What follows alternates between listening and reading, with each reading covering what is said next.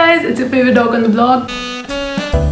This has been the most crazy week, y'all. I'm not kidding. Like, a lot has happened in the last week. I think the pandemic really took its toll on doctors here. A week ago, an intern tested positive. Then it was just, all big mayhem because a lot of the doctors got tested and some of them came out positive. Our future as interns is looking pretty bleak right now.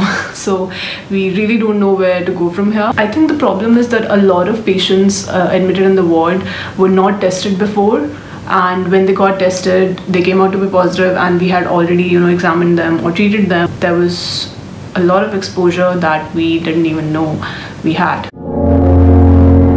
Let's move on to what this video is going to be about. So this video is going to be about what's in my bag, as in what's in a doctor's bag. I think this would be a very childish concept because mostly what's in the bag videos are about, what's in a medical student's bag. I don't know about other people, but I cannot survive without taking a bag to the hospital.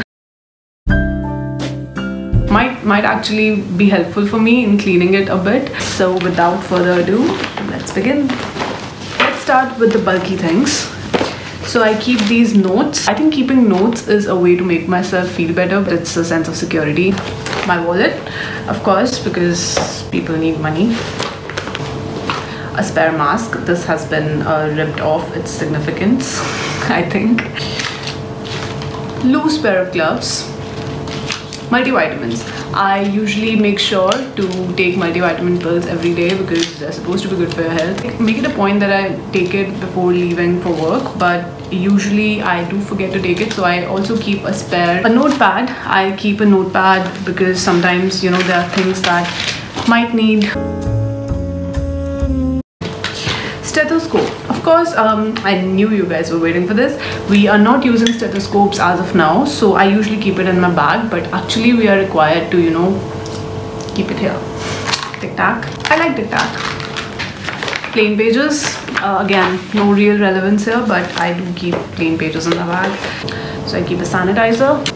Lactocalamine. I have recently started keeping lactocalamine with me because we have to layer a lot of gloves now. My hands get really dry. Sticky notes.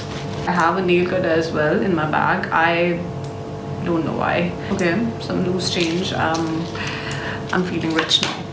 Feeling super rich.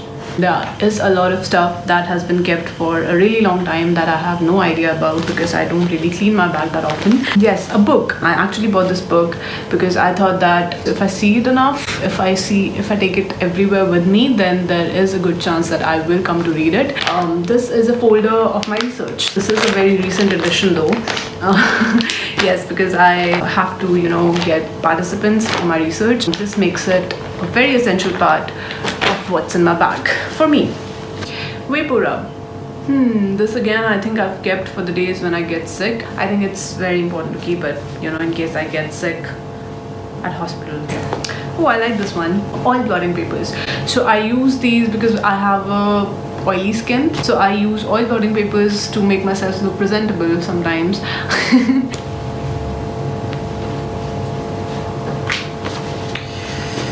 Alright, well, that was all the stuff that I have in my bag. I know it was not a very enlightening video because I don't keep a lot of necessary stuff, and I don't think that this is the kind of stuff that all doctors keep, but this is what I keep in my bag. Please don't think that it's a clickbait.